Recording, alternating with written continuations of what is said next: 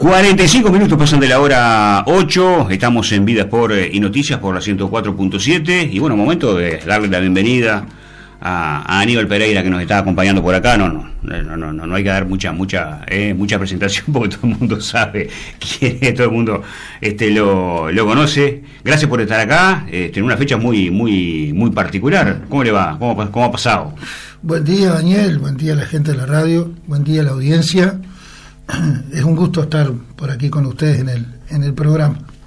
Bueno, ¿y esa Navidad cómo pasó? ¿Bien? En familia. ¿En familia? En familia, que creo que lo más importante es de esta fecha, pasar con los afectos. Sí.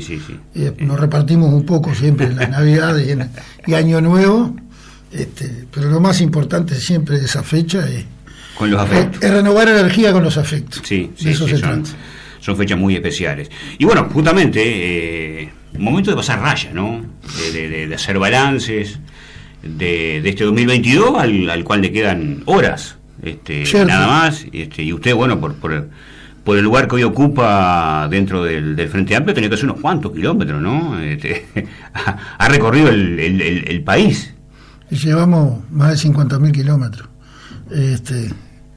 Creo que más de 2 vueltas al mundo. ha sido un año movido, entonces. Sí, siempre tiene que estar movido, ¿no? Siempre tiene que generar cosas que en definitiva, quieto nada surge. Todo tiene que tener una actitud propositiva, ¿no? De salir a buscar fundamentalmente en los lugares la articulación, el entendimiento, porque no hay vuelta. Tú, para entender efectivamente las problemáticas, tienes que estar en el lugar, porque nadie puede saber más el problema que tiene un barrio, un pueblo, si no estás ahí. No te la pueden contar. Y son realidades totalmente diferentes, ¿no? Son diferentes. Porque Uruguay, siempre decimos, un país muy chiquito, que es cierto, pero la realidad de los rochenses no es la misma realidad del salteño o del tacuarembóense, son totalmente diferentes. O dentro de nuestro propio departamento. Sí, por supuesto. No es lo mismo las preocupaciones, los desvelos de la gente de Cebollatí que alguien que vive en Agua Dulce. No es lo mismo. Porque tiene su idiosincrasia, tiene su forma de vivir la vida, aunque estén relativamente en un mismo territorio. Y eso tienes que entenderlo, porque es parte de... Más allá que los problemas, en términos generales, pueden ser los mismos, en cada lugar tiene diferentes formas de expresarse, ¿no?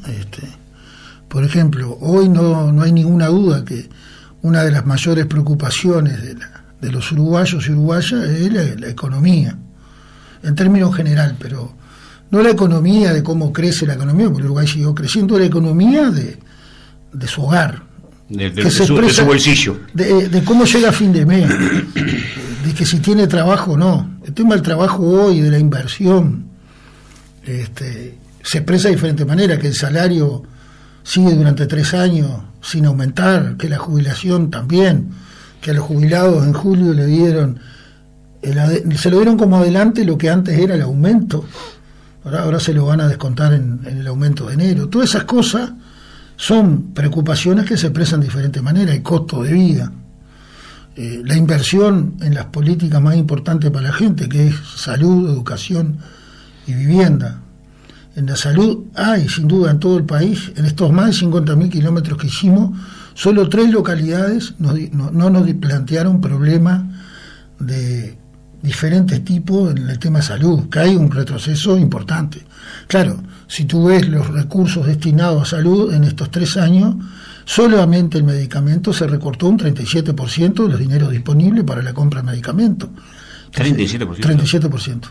Entonces tú vas a las farmacias de los hospitales y las policlínicas, y hay lugares donde peor, acá en Rocha, en Chuy, es realmente preocupante, ¿no? ¿Sabe lo que le dicen a la gente? Compra el lado brasilero. Claro, pero para un jubilado que cobra 15.000 pesos y tiene que comprar 1.000 y pico, 2.000, 3.000 pesos medicamentos, aunque el Brasil le salga a la mitad, tiene que optar entre comer y comprar los remedios. Entonces, eso hoy está pasando. Aunque se quiera ocultar las realidades, y aunque nos digan que nosotros decimos eso para dar manija, no, es tan sencillo como salir a escuchar a la gente, tan sencillo como eso. De que a mí me pasó en Lascano, en Río Negro, y no me acuerdo en qué otra localidad, en Fraiventos, y no me acuerdo qué otra localidad, de que reunidos con jubilados, en asociaciones de jubilados, cuando empiezan a plantearte estas peripecias, muchos se quiebran emocionalmente. Entonces todas estas cuestiones están dentro de parte de la realidad del Uruguay, ¿no? Tú las realidades podrás dar tu visión, pero lo que no puedes ignorarlas. Existen, están ahí, ¿verdad? O la ignora o trata de pintar un escenario diferente, que es lo que lo que sucede a diario. Cuando se habla de crecimiento, digo, claro, el crecimiento, pero lo notan la minoría. Está muy bien que el país, en materia del equilibrio de los grandes números, ¿verdad? Eso es muy importante, sobre todo para contener la inflación, un montón de cosas. Está bien que la economía siga creciendo, pero si la economía crece y no se ve en todo el estrato de la sociedad, ¿qué pasa con ese crecimiento? ¿Dónde queda? ¿Por qué no llega a los jubilados? ¿Por qué no llega al conjunto de la mayoría de la población? ¿Por qué? Porque hay una decisión de gobierno. No, yo no digo sea buena o mala, pero si eso no sucede es porque hay una decisión de que no suceda. Es sencillo como eso, ¿no? Entonces, y esto está afectando sin duda. Claro, porque fíjate tú, mira, en el caso de Rocha, todos sabemos de hace bastantes años, ¿tá? Que una de las principales preocupaciones, y algo que Rocha siempre se discute y se plantea, la necesidad de generación de inversiones y de fuente de trabajo genuino. ¿Ah? Desde que cerraron las plantas pesqueras, particularmente en el sur del departamento, siempre fue un planteo recurrente, ¿no? Bueno, el puerto de La Paloma, lamentablemente, después del cierre de Astra y las pesqueras que había, porque cambió la forma de industrialización de pescado, el puerto recién llegó a tener una inversión en los gobiernos del 2005 en adelante, una fuerte inversión para, una de las principales cuestiones, el dragado. No se reactivó la empresa. Lo mejor que le puede pasar al puerto es que vengan 10, 12 barcos pesqueros a generar actividad ahí, ¿no? Mientras tanto se desarrolló algo que no se pensaba en Rocha, que fue la inversión de Los Olivos, que fue una inversión fuertemente privada, que generó casi 700, 800 puestos de trabajo, que fue un impacto importante. Cuando esa inversión, a partir del año 2016, mermó, ¿verdad?, bajó de 800 a 100, eso se sintió fuertemente. Y no ha habido hasta ahora nada que sustituya eso. Entonces eso, por lo tanto, genera sin duda una mayor preocupación. En el actual periodo de gobierno, el actual gobierno dijo que su mayor énfasis iba a ser en el tema de inversión, trabajo y seguridad. Bueno, sigue siendo un déficit que aumentó. Los guarismos de inseguridad de los delitos aumentó en Rocha. Aumentó en lo que tiene que ver con hurtos, el abigeato hay zonas que aumentaron, lesiones personales aumentaron, rapiñas aumentaron. Hablando de Rocha. Sí. Lo que hay en Rocha es que se dejaron de hacer marchas y se dejó de exponer el tema públicamente. En el Chuy tuviste lo que pasó hace 2 semanas. Yo no sé ya sé cuántas veces ha sucedido. Y nunca ha salido prácticamente en ningún lado. Sí. Mientras la diferencia que sucedía eso salía 3 veces por día. ¿Tá? Y apareció un hombre muerto en la barra de Chuy, y quedó por eso. En el tema de trabajo, Rocha, después de 17 años consecutivos, superó el guarismo de los 2 dígitos. Porque Rocha llegó a tener en nuestro gobierno el 9% de su ocupación. Siendo en el 10 ahora. Ahora anda en el 10. Sí. Llegó a estar en el 11. Sí. ¿No? Desde el año 2003, 2004. 17 años. Quienes dijeron que venía el trabajo en Rocha no están cumpliendo. Y nadie está planteando que haga magia. Pero sí que se hagan cargo de las responsabilidades que asumieron. Porque para eso gobiernan. Y fue en el medio de la pandemia esos anuncios. Digo porque ya excusas no quedan. Entonces, esas cuestiones hoy son los principales. Aumentó la pobreza en Rocha. En Rocha hay más de 3.500 desocupados. Y si no tuviera los jornales solidarios, estamos arriba del 11% de desocupación. O 12%. Que los jornales solidarios, que ante una situación de esa magnitud, bueno, ante la emergencia, ahora, ¿hasta cuándo van a estar los jornales solidarios y no se transforman en trabajo genuino? Porque fue lo que se dijo. Y cuando nosotros planteamos eso, porque es parte de la realidad, el gobierno se enoja y dice que nosotros estamos para hacer una máquina impedir. O poner la comedia, el palo en la rueda. El palo en la rueda, sí. Son especialistas en generar frases. Ahora... Y tenemos la temporada, ¿no? Ahora se carga. Que más allá o más acá, algunos se revuelve también. Y bueno, y arranca la temporada. Fundamental la temporada para Rocha, que cada vez sigue siendo con más dificultades, porque es más corta, ya no son como hace 20 años que habían salarios que eran diferencial. ¿Verdad? Sí. Ya no existe eso. Hace unos cuantos años, ¿no? Pero había gente que hacía la temporada y le daba. Y tiraba. Sí, llegaba. Le quedaba una cajita ahí. Sí, bueno, pero ahora no, porque las temporadas son muy cortas. Sí, estamos hablando de salario de 30.000 pesos en temporada y hace la diferencia haciendo hora extra y unos pesitos más o propina, esto, aquello. Y eso que tú dices es muy importante, porque es la temporada. El sector turístico ha sido más golpeado.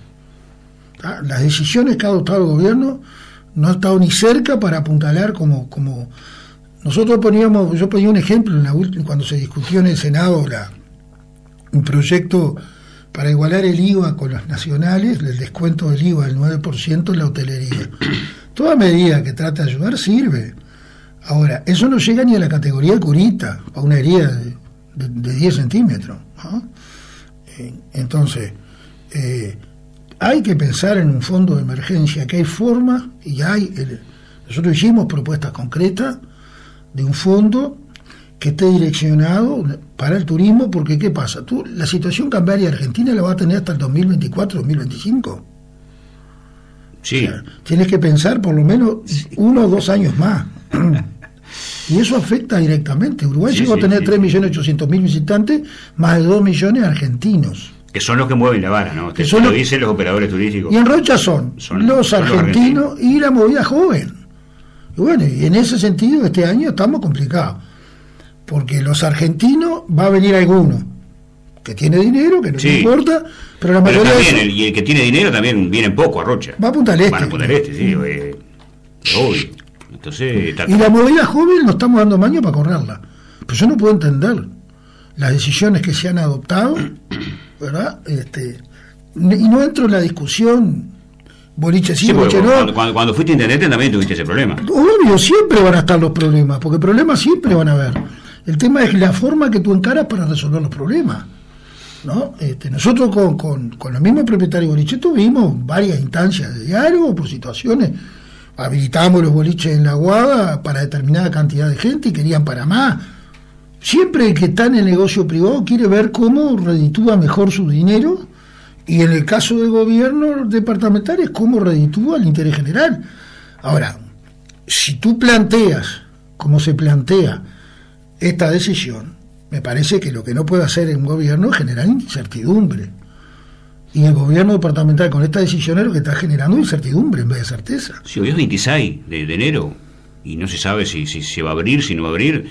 Digo, los propietarios del Boliche Alma, el 31 dice que abren y que tienen más de 3.000 entradas vendidas. Pero los propietarios del Boliche Alma, hasta hace 2 días, están haciendo una fuerte campaña, que ellos son bastante hábiles para traer gente a través de esas movidas de comunicación y decía pronto definiremos dónde será el destino de la movida joven, si en Rocha o en Maldonado. Eso a Rocha le genera una grande dificultad por lo que estamos hablando. Entonces, pero aparte, partiendo de la base que el lugar donde la intendencia le prohíbe el boliche fue que el actual intendente, cuando asume, decidió llevarlo para ahí, lo sacó de la Guada, que nosotros creemos que sigue siendo el mejor lugar, porque todo el entorno allí está planteado con un desarrollo que ya se armonizó con esa movida, ¿ah? Nosotros en el 2015 lo trasladamos para ahí, no hubo ningún tipo de inconveniente, ¿Qué inconveniente hubo del 2015 al 2020? Salvo que el intendente plantee que no hay más movidas jóvenes. Bueno, pero que diga la decisión. Como dijo que eso destrozó la Pedrera. Es un disparate. Que un destino turístico define que hay actividades turísticas que no se pueden hacer y que lo diga el intendente. El Carnaval de la Pedrera tuvo dificultades. El Carnaval de la Pedrera convocaba coreanos, chilenos, de todo el mundo. Fue una vidriera, el único evento departamental que tuvo trascendencias internacionales importantes, pero bien importantes. Es como, viste, las fiestas que hay en España, que van de toda Europa, el chupinazo. Sí. Pero a los vascos se le ocurre suspender un patrón de chupinazo, que para una gente es una bestialidad. A ver, es un atractivo turístico. Las autoridades lo que tienen que hacer es seguir mejorando la contención de ese evento. Sí, pues estamos hablando de un evento que es un día. Que es un día. El carnaval son 2 días. Sí, no más. Nosotros, en las últimas 2 ediciones, generamos con la comisión del club, con vecinos, formas para ir superando las dificultades que había. ¿Tá? Ahora, las casas de la Pedrera se llegaron a alquilar a $600 por día en el carnaval, porque eso te genera dificultades, sí. Pero también lo otro no se dice, ¿no? Sí. Entonces, que un intendente diga que se destrozó la Pedrera, y lo dijo al lado del ministro del Interior, que el ministro del Interior era asiduo concurrente del carnaval de la Pedrera, pues yo lo veía, yo trabajé en la Pedrera, y recuerdo perfectamente la génesis de ese carnaval.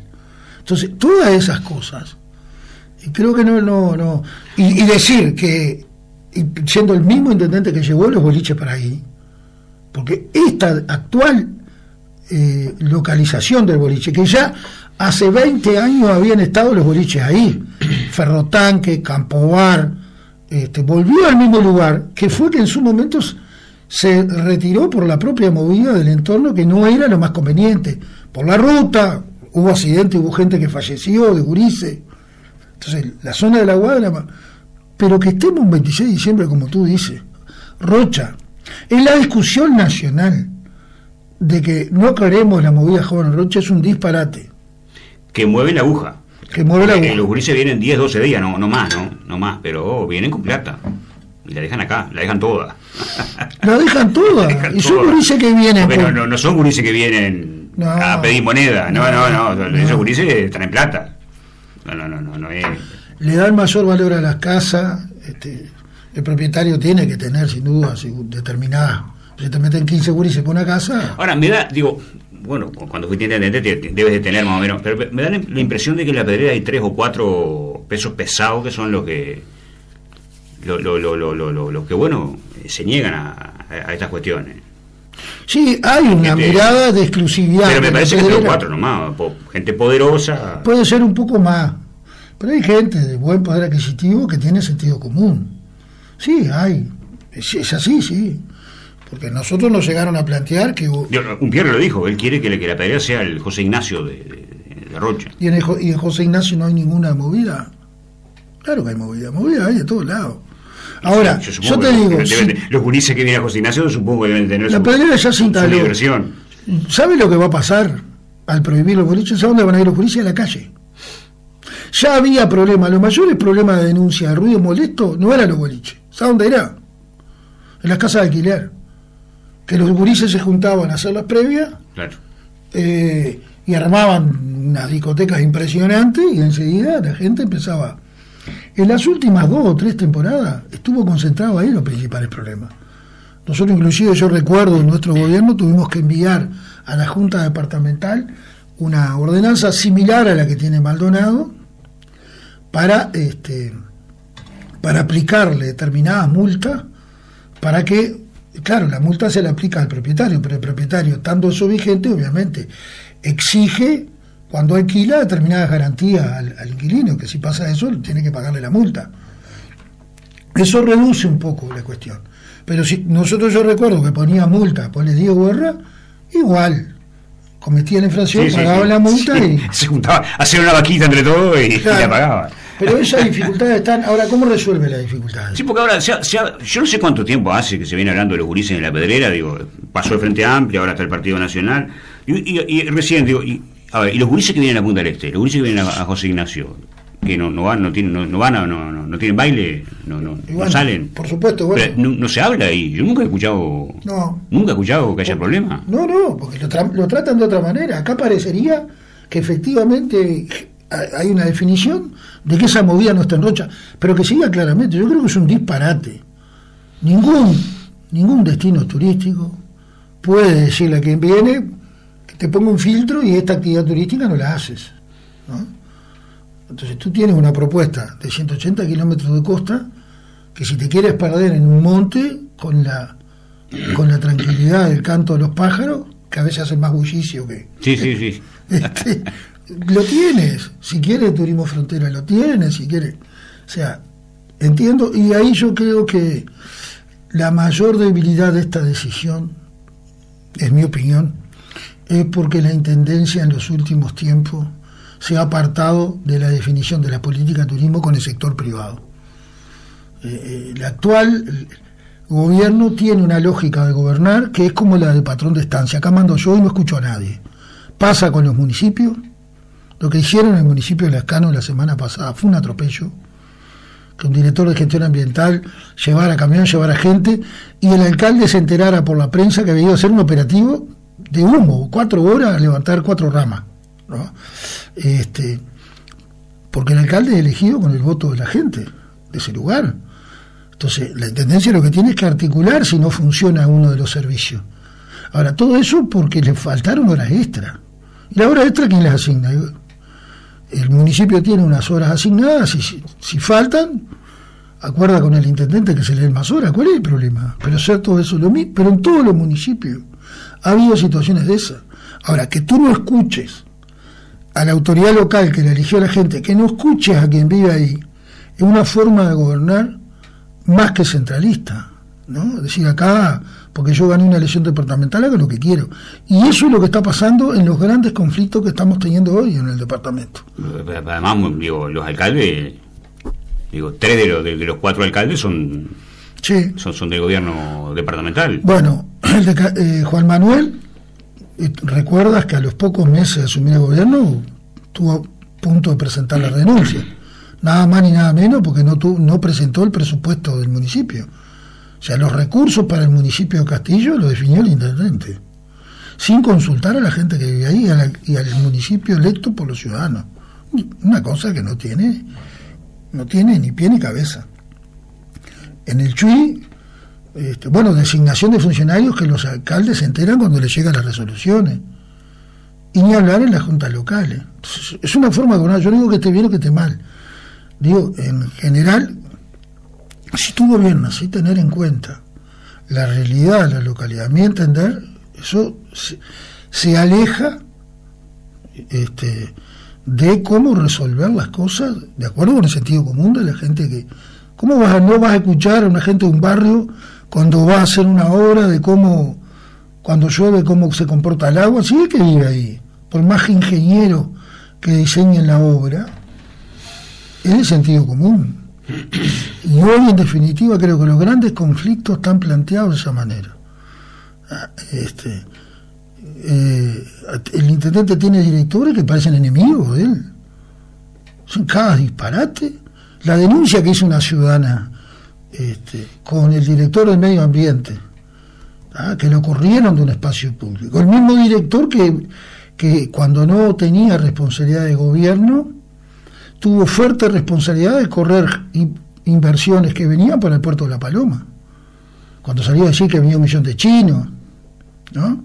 En un departamento donde el trabajo es fundamental. Esa gente que vino acá, que podría haber terminado una inversión o no, lo que está claro que esas movidas llevaron a que se fueran, están en Perú. Entonces, y el intendente tiene toda, por supuesto, facultad de tomar las decisiones, pero veo que en su staff de gobierno tiene gente que les tira para atrás, pero no a él, a Rocha, al departamento. Sí, que es lo principal. Y esas son las consecuencias para mí más negativas. ¿Tienes 10 minutos más? Por supuesto.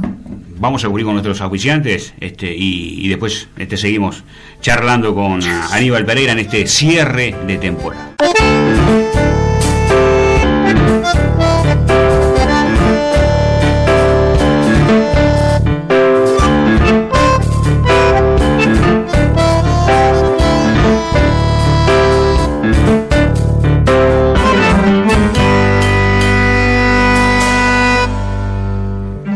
17 minutos pasan de la hora 9. Tenemos aquí en los estudios de la 104.7 a Aníbal Pereira hablando de lo que ha dejado este 2022. A ver, te ha tocado estar en el Senado, y uno de los temas que surgió ahora en este último tiempo y que está en la agenda, ¿no?, es el tema astesiano. Yo lo digo un poco en broma, un poco en serio. A mí realmente me apasiona el tema astesiano, porque uno no sabe cuáles pueden ser las derivaciones, ¿no?, en el día a día. ¿Cómo ves esto? Tú que estás ahí en la cocina. Con las mismas preocupaciones que tú planteas el tema, como todo uruguayo. Que al principio... Tiene que venir la película, ¿no? En un futuro tiene que venir la película. Espero que la película pueda... Que tenga un final feliz. Espero que la película se pueda ver todo el alcance de lo que tiene este drama. Trama y drama. Primero, si me permite, mandarle un saludo a un amigo en común que nos está mandando mensaje y nos dice que se juntaron 2 hinchas de Nacional. Bueno. Escucha fiel, todas las mañanas está ahí, está de el amigo Papa. Sí, señor. Algún día se va a dar cuenta el hombre, que lo quiero. No, es un tema realmente... Uno de los primeros que escuché, el que llueva para descansar. Uno de los primeros que escuché cuando éramos compañeros de trabajo. Cuando trabajaba allá en la estación de AFE. Es verdad. De esas cosas lindas que quedan. No, con respecto a esto que tú preguntabas, sí, es un tema muy complejo, que si tú haces desde septiembre, fíjate que esto arrancó en septiembre, ¿no? El gobierno sí ha tenido en estos 3 años una gran capacidad de comunicación, de transformar determinadas situaciones con el poder de comunicación en otra forma de instalarla en la población, ¿no? En este caso no pudo. Unos días antes, yo pongo como por ejemplo lo siguiente: un mes antes de todos estos hechos, el Poder Ejecutivo tomó una resolución vinculada con el tema de los cigarros, o sea, de las medidas que se habían adoptado con respecto a la venta de los cigarros, con lo que es los contenidos de publicidad en las cajas, que eso terminó en un juicio internacional histórico que el Uruguay ganó, nada más ni nada menos que la Philip Morris, con un objetivo de prevención en salud, ¿no? El presidente lo modificó y él mismo públicamente en una entrevista reconoció públicamente que fue porque la tabacalera, no fue una chiclera, dijo, fue una tabacalera. A pedido, misma tabacalera que había puesto dinero en la campaña de él, eso le generó una serie de cuestiones, entre otras que esa línea que había estado propuesta en la OMS como para poder integrar a la Organización Mundial de la Salud, esa decisión lo dejó afuera de la misma, o sea, y manejó públicamente con una liviandad un tema tan complejo, yo te digo hasta con cierto grado de soberbia, porque eso no se trata de discrepancias con un gobierno, son medidas que posicionan al país como, sobre todo en lo que tiene que ver con la prevención de salud, fuertemente. Unos días después surge toda esta situación de Astesiano, que primero arranca casi que como una telenovela. Venía con el presidente de unas vacaciones, es detenido en la Casa Suárez, en la residencia del presidente, la residencia oficial del presidente, y a partir de ahí, una secuencia de situaciones tremenda, donde primero fue el tema de la incidencia en proporcionar pasaportes que no eran truchos, eran mejores que los originales, ¿no? Trucho en cuanto a la forma que hacían que ciudadanos rusos fueran pasados como para poder tener un pasaporte. Todo lo que pasó, que en el Chuy un casamiento ruso, ha tenido todo tipo, ha habido de todo, ¿no? Pero después empezó a tener consideraciones más graves, ¿no? Espionaje a legisladores, espionaje a la ex esposa del presidente, utilización, el ministro del Interior, yo estaba en la Comisión de Seguridad del Senado cuando fue a dar tranquilidad a que la utilización de los servicios del Guardián y del sistema de seguridad eran garantidos, y explicó todos los procedimientos, pero a los 3 días surgen en los chats por parte de altos mandos de la policía cómo podían ingresar al sistema como perico por su casa, cambiando los registros, haciendo... En los chats mismos decían cómo contratan una empresa para hacer espionaje. El presidente dijo que era humo, que era manija. Fue citado el de la empresa, fiscalía, y reconoció que hubo un dinero para hacer ese espionaje, porque esos 2 senadores habían hecho una denuncia penal con el tema de la venta del puerto de Montevideo. Después también intercedía esa misma empresa para poder direccionar licitaciones que se le fueron adjudicadas. ¿Qué tanto humo? Después el Ministerio de Defensa suspendió algunas licitaciones donde esa empresa había ganado. Entonces todo esto ha tomado unas dimensiones tremendas, que estaban instaladas en la torre ejecutiva, que quienes tienen la principal responsabilidad de mantener la seguridad a los ciudadanos de este país eran parte de un entramado y es increíble que no hayan sacado a ningún ministro. Han renunciado. Ferreira renunció porque ya era un escándalo, no le quedaba más. Pero ahora fue este otro hombre de la policía, que ahora no recuerdo el apellido, Berriel. Fue con su abogado, que el abogado integra la coalición de gobierno, está en el área de seguridad por el Partido Colorado, y dice que cumplió órdenes de Larrañaga. Es tremendo, utilizaron una persona que no está, que está muerta, que falleció. Entonces, todo esto no lo podemos ver como algo, pasa por ahí. Yo sé que con los problemas que tiene la gente, que no llega a fin de mes, ese tema le rebota y sigue de largo, porque su principal problema es que no le da la jubilación, que va y no están los remedios, ¿no? Los principales temas cotidianos. Ahora, eso construye, ¿no?, una forma de... El presidente no sabía que tenía un delincuente al lado, que le manejaba todo, desde la dirección para que le mandaran los famosos 400 y pico kilos de pescado, que todavía no se sabe qué fue lo que vino ahí, no se sabe. Todas esas cosas no las podemos tomar como una telenovela, sino como un hecho grave. Tenía una asociación para delinquir instalada en el 4º piso de la torre ejecutiva. Se perdieron los registros de quién entraba al 4º piso, porque toda la torre ejecutiva, yo te puedo garantizar, hace años que entro y allí no vale quien sea, deja la cédula, y si no pueden entrar, y hay todo un esquema de seguridad. Seguro, sí, que lo cumplen a rajatabla, como corresponde, me consta. Y sí. Ahora resulta que no se puede saber quiénes entraron ahí. Entonces todo eso, más allá de tomarlo como un hecho inédito en la historia de este país, inédito, gravísimo, tiene que haber consecuencias, ¿verdad? Porque han habido ministros que mínimamente han mentido, porque lo que nadie cree en este país a esta altura del partido es que Astesiano era un perejil. Sí. Nada. Astesiano es parte de un entramado que vaya a saber quién más tiene responsabilidades fuertes en todo esto. Sí, a ver, el tema de los pasaportes venía de antes, ¿no? Y aquí uno de los que está quedando más mal parado es el Ministerio del Interior, con todo este tema, ¿no? Pero sin duda. Sí. No, y el propio presidente, pero no llegar... Esto que digo no se tome de manera de que yo piense que el presidente esté involucrado en el ilícito. Pero el presidente instala en la torre ejecutiva a un delincuente consumado. Sí. Por más que el presidente dijera de arranque, pero cuando él va a hacer la última campaña como jefe de seguridad, después pasa a ser jefe de seguridad del presidente de la República. Hacía 3 meses que había salido la Rosa. Que no sepa eso, ¿no? No sea malo.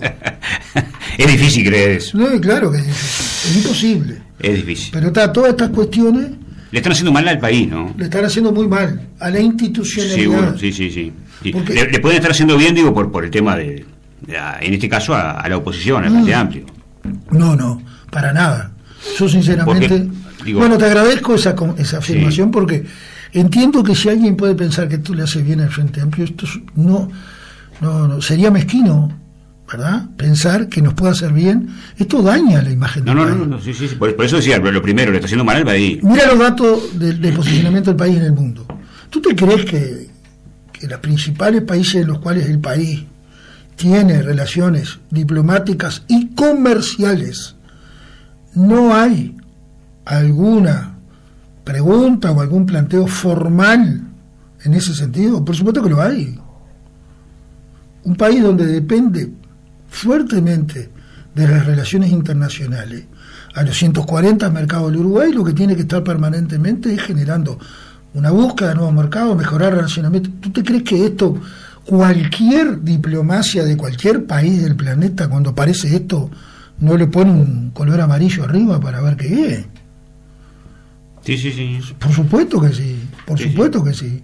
Entonces, esto no daña la imagen país, que es lo que el Uruguay tiene bien instalado, ¿no? Por eso yo creo que el presidente de la República, hábilmente, en la asunción de Lula, hace lo que otros presidentes a lo largo de la historia han hecho. Cuando falleció Néstor Kirchner, Mujica fue con los jefes de la oposición argentina. Cuando asume Alberto Fernández, Tabaré Vázquez va con el presidente electo. Y el Uruguay es muy importante que mantenga eso. Sí. Ahora, el presidente Lacalle invita. Yo tengo una pregunta que a mí todavía no he tenido respuesta. Va Sanguinetti y va Mujica. ¿Y por qué no va Lacalle padre? Porque es expresidente también. Sí, pero él siempre lo ha intentado borrar, no como que no se nombre mucho. ¿Pero es un expresidente o no? Me gustaría saber por qué no va. Bueno. Y sí. Pero al país le hace bien, si uno que ha tenido la posibilidad de salir, digo, sí, y cuando dice uruguayo, la verdad que nos ven bien. Porque a veces nosotros... ¿Quién esté en el gobierno? Y eso es una tradición. Yo presidí la Cámara de Diputados. Tú has viajado mucho más que yo. Presidí la Cámara y salí en un par de misiones oficiales. Y todos los integrantes en su momento de la oposición, cuando salía una misión, teníamos un mismo mensaje. O sea, salir del Uruguay hacia afuera era el mismo mensaje de cualquier legislador cuando se iba a una misión, a un tema puntual, en trasladar la imagen país. Bueno, por eso si tú ves lo que es la presentación de Uruguay para ingresar a los mercados, tú la has visto, está colgado en la página de Cancillería, no tiene nada que ver con lo que después los mismos integrantes del actual gobierno hablan de la realidad del Uruguay cuando el Frente gobernó. Porque en definitiva, cuando tú pones al país hacia el mundo, tienes que ponerlo con toda la fortaleza, y muchas de esas fortalezas, Sistema Nacional Integrado de Salud, todo lo que se logró fueron en esos años de gobierno, y está en la presentación país. Entonces, claro, después cuando se empiezan a dirimir cuestiones internas, se plantea de otra manera. Seguro. Por eso yo veo muy bien esto, de que esto el país es necesario que lo mantenga por las características que tenemos. Sí. Y con los vecinos tenemos que estar bien. Por supuesto. Cortito, ¿cómo ves el 2023? ¿Qué esperas del 2023? Bueno, siempre esperamos que las cosas de alguna manera mejoren. Por eso el esfuerzo cotidiano de estar pero bueno, hay situaciones que esperemos que se puedan revertir. No vemos. Sí creo que para el 2024 algunas se van a revertir. Porque creo que el gobierno está previendo para el último año. Viste que el presidente anunció hay algo inédito, ¿no? El presidente para el anuncio tiene habilidad, pero lo que yo no había visto en estos 3 años de gobierno, el hacer anuncios de anuncios. Porque hace unos días el intendente hizo un anuncio de un anuncio que va a ser el 2 de marzo, en que modificaría el IRPF y el IAS. Sí. Bueno, veremos cuál será el anuncio. El IRPF está claro que en este gobierno se aumentó. De la franja más baja se aumentó. Porque modificó la base de cálculo. Afectó a la primera franja, ¿verdad? Bueno, veremos cuáles son. Pero está claro que esos son señales donde el gobierno va a tratar sobre todo en el último año, de tratar de lavar la cara. Y esa decisión... Ahora, ¿no lo hacen todos los gobiernos a eso? No. A ver, transferir, por ejemplo, en la última rendición de cuentas se prevé para el Ministerio de Desarrollo Social, aquel ministerio que se dijo que daba plata a los vagos, todos los disparates que se dijeron, con una sola intención electoral, y la única modificación que ha tenido el MIDES es cerrar algunos programas que tenían una incidencia muy importante, ¿verdad?, que fueron cerrados de impacto, ¿no? Pero la transferencia de dinero y lo de alimentación se mantuvo, claro, porque todavía la situación de la pandemia generó que más uruguayos pasaran en situaciones de estar sin trabajo, ¿no? Siguen habiendo miles de uruguayos que se alimentan o en comedores públicos o en ollas populares. Ahora, pero para la rendición de cuentas para el último año se prevé 700 millones de pesos más. Entonces yo te pregunto, si el gobierno prevé para el último año 700 millones de pesos más en alimentación, ¿es porque prevé que van a haber más miles de uruguayos con problemas de alimentación? ¿O porque van a repartir canasta cara de perro porque es un año electoral? Sí, yo me quedo con la última. La pregunta queda ahí. Entonces, si el gobierno hubiera definido esas políticas al principio, por una realidad del país, está bien, porque tiene que haber políticas públicas, políticas sociales, políticas de salud, ¿no? Las viviendas. El actual gobierno dijo que iba a ser 50.000 viviendas. Ahora dice que va a ser 15.000.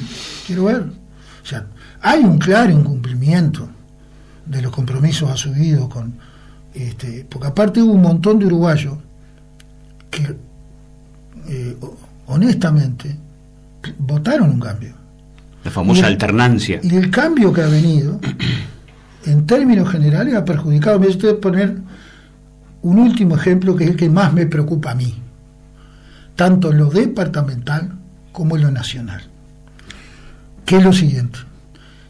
En lo nacional, algo que dinamizó la economía y en el PIB agropecuario pasa a ser un crecimiento de 2 puntos, es la construcción de la nueva planta de UPM en Paso de los Toros y Centenario.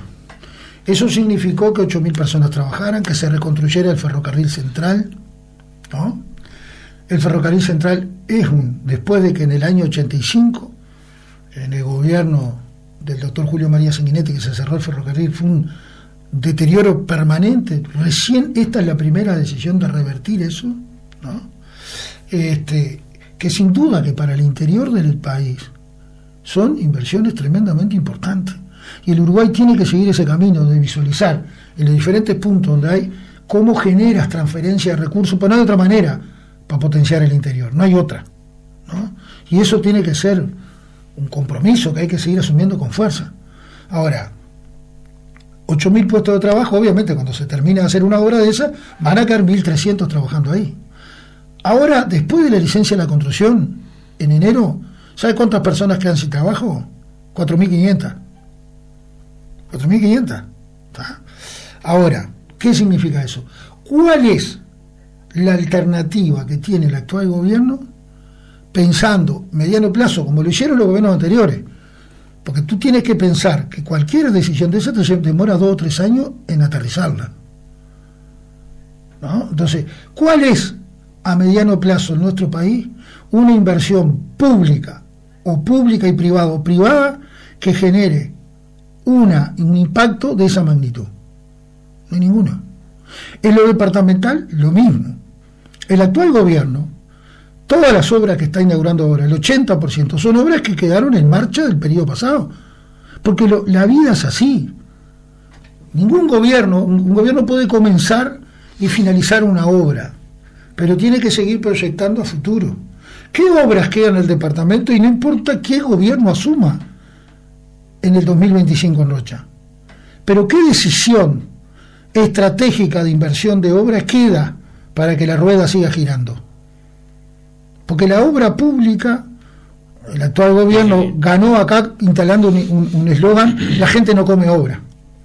Me parece que lo está cumpliendo, porque la obra que está haciendo es un desastre. Ni siquiera tapan los pozos, y eso es doloroso, ir a los barrios y ver que ni siquiera se levanta la mugre. ¿Tá? Y esto no es una crítica por una crítica, es porque paso todos los días y hablo con los vecinos. Entonces, estas situaciones son las más preocupantes. Eso nos tiene que unir, no enfrentar. En vez del intendente querer apropiarse de obras, las obras no son de los gobernantes. Al otro día escuché al intendente decir que la obra del barrio Samuel es de él, la piscina de Lascano, son de los rochenses. Que no te mareen los aplausos. Los gobernantes tienen que tomar la decisión porque para eso lo votaron y para eso lo pusieron ahí, para concretar cosas. ¿Tá? Entonces, ¿cómo tú concretas esa obra? Ahora, el retrasar la obra del barrio Samuel, que fue una obra que fue adjudicada en el 2018 por parte del Banco Interamericano de Desarrollo, que aprobó el proyecto presentado por nosotros, porque también eso lo que implica es desconocer el trabajo, sobre todo los técnicos y la gente que trabajó en un proyecto de esa magnitud. Lo que hace el retraso de esa obra, simplemente porque te quieres apropiar de la obra, ¿tá? Y pasar a la posterioridad como un monarca, no como un gobernante. ¿Qué pasa? Retrasó la segunda parte, que no se va a poder hacer en este quinquenio, que si se hubiera empezado en el 2021 podía llegar a empezarse en este quinquenio. Entonces, eso es lo que nos tiene que unir. Eso es lo que nos tiene que unir. ¿Cuáles son las perspectivas a mediano plazo? Y el Frente Amplio le planteó al intendente un diálogo y el intendente lo rechazó. Pero nosotros tenemos que pensar en Rocha en clave de cosas que a mediano, ¿qué pasa si se va este gobierno? No me importa quién gana el otro gobierno, lo definirá soberanamente los rochenses, pero sí me importa cuáles son el rumbo de obras y de inversiones que tiene andando, ¿no? Se terminó la Casa de los Deportes, quiero ver si se va a seguir con el estadio de fútbol, con lo que estaba proyectado, ¿no? Con la cancha cerrada, con el espacio para lo que eran las concentraciones que estaba atrás de la Casa del Deporte, porque era una inversión prevista en el deporte asociada también con las carreras universitarias, que con el recorte en la universidad se están cortando también. ¿Qué pasa con la ampliación del María Elena Marquiso y el museo, que generaba y le daba más potencialización, un centro cultural con más fuerza? Que esa se paró, ¿no?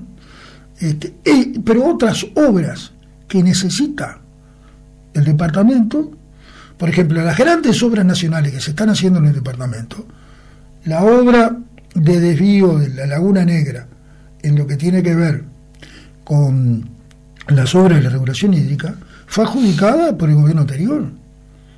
¿Qué obra va a dejar adjudicada este gobierno para seguir en la regulación hídrica? ¿Cuál? No importa que el gobierno lo hace, pero ¿cómo sigue esa inversión pública?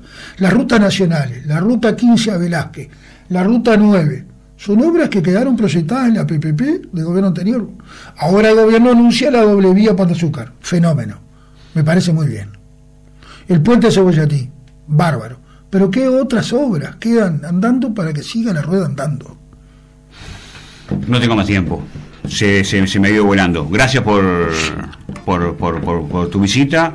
Y bueno, en este momento desearte un felices fiestas ahora y un feliz 2023, ¿no? Ojalá que para todos los rochenses, ¿no? Sí. Tengamos un 2023 mejor que este 2022. Esperemos que así sea, porque de eso se trata siempre.